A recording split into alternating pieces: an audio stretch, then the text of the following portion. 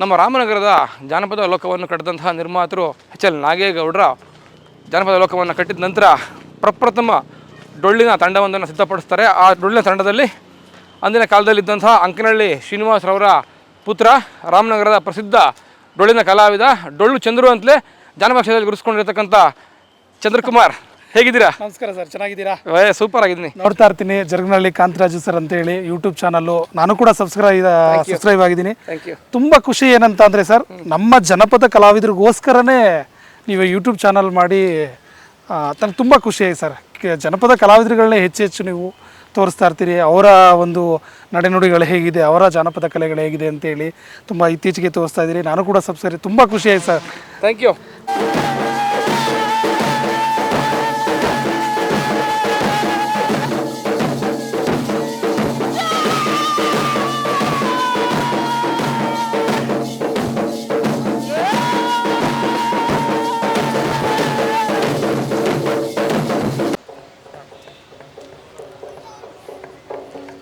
ಚಂದ್ರ ಅವರೇ ಸರ್, ಏನಿದು magic?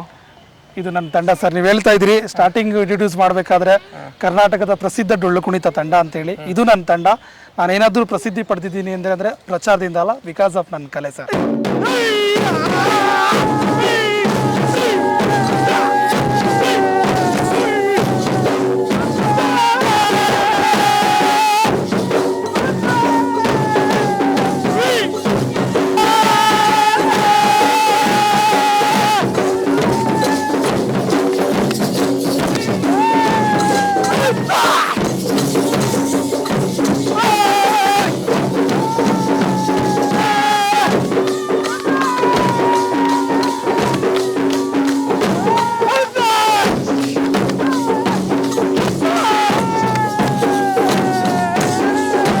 Chandru sir, ಫಿದಾ ಆಗ್ಬಿಟ್ಟೆ ನಿಮ್ಮ ಡ್ಯಾನ್ಸ್ ನೋಡಿ ನಾನು. Thank you sir, thank you.